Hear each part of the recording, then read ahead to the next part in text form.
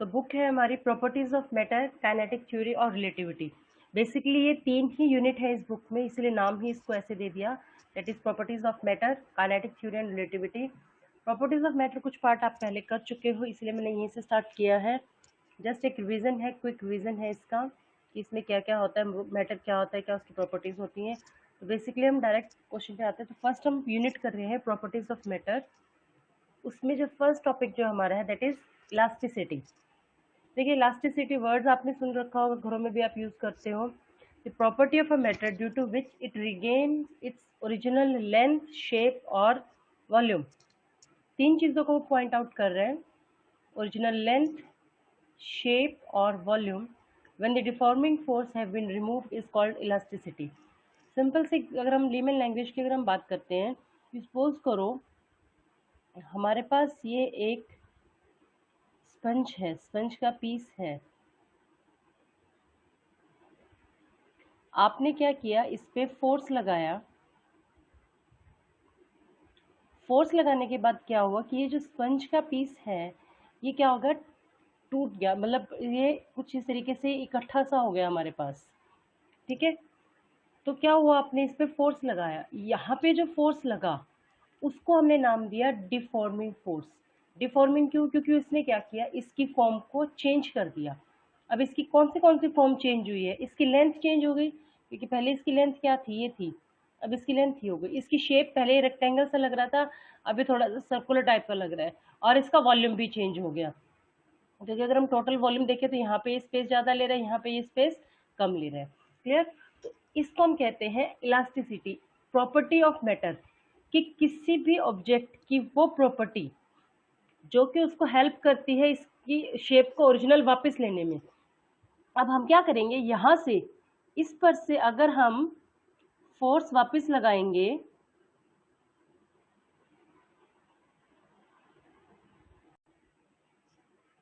तो जैसे हम यहाँ से फोर्स को रिमूव करेंगे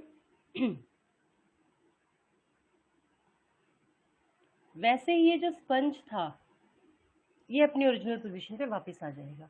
ठीक है, इसको हम कहते हैं इलास्टिसिटी। किस चीज को, अपनी ओरिजिनल पोजीशन पे वापस आना, उसको हम कहते हैं इलास्टिसिटी। दूसरा अगर हम एग्जांपल लेते हैं, रबर बैंड का एग्जांपल हम ले लेते हैं।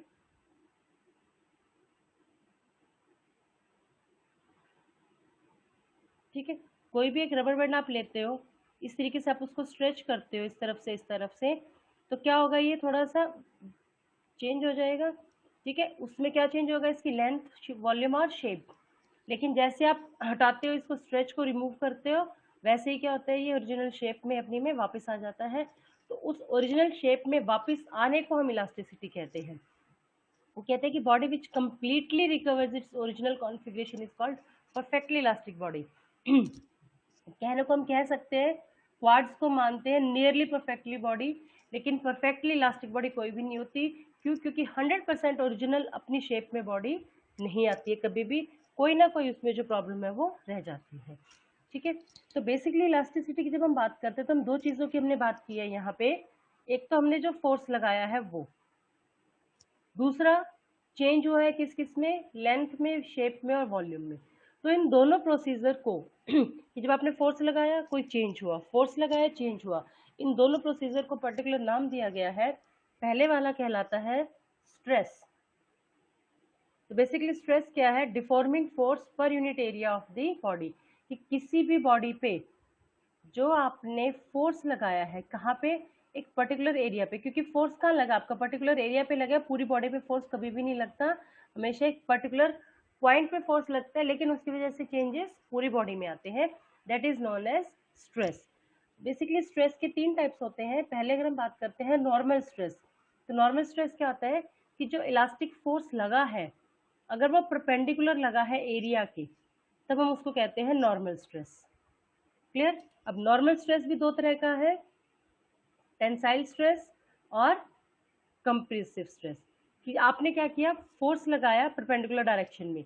अब परपेंडिकुलर डायरेक्शन में जैसे ये एक बॉडी है, आपने इस पे फोर्स लगाया। अब फोर्स लगाने के बाद ये बॉडी दो तरीके से हो सकती है, या तो ये ऐसे बन जाएगी या फिर ये ऐसी हो जाएगी।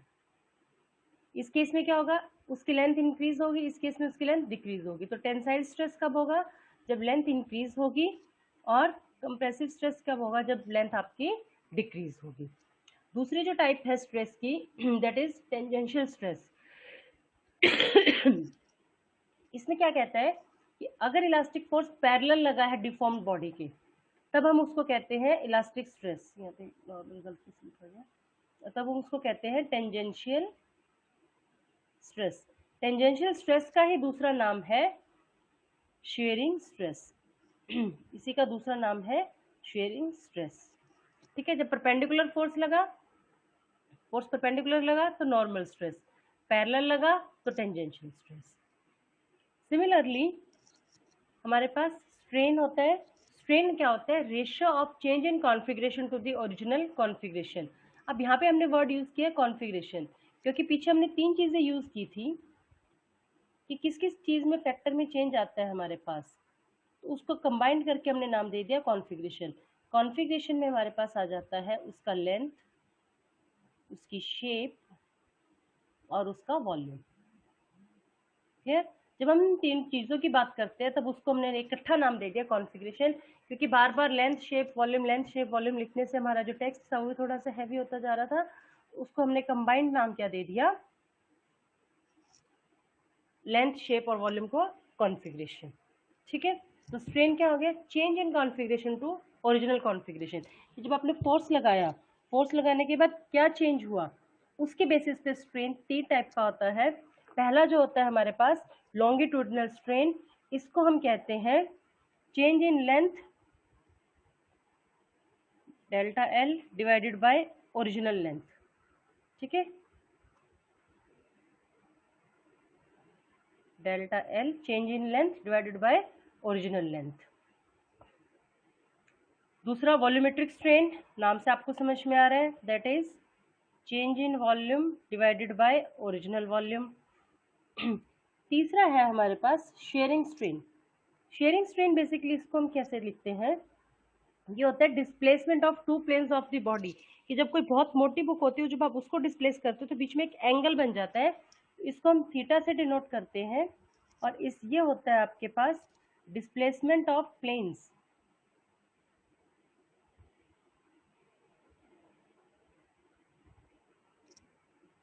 Divided by separation between planes.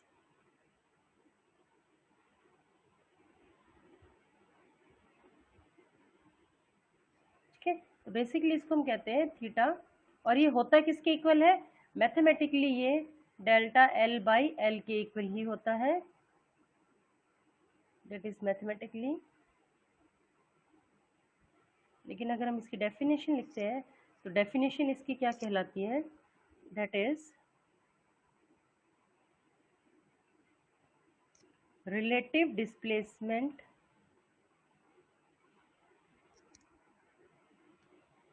of two planes of body divided by normal separation of two planes।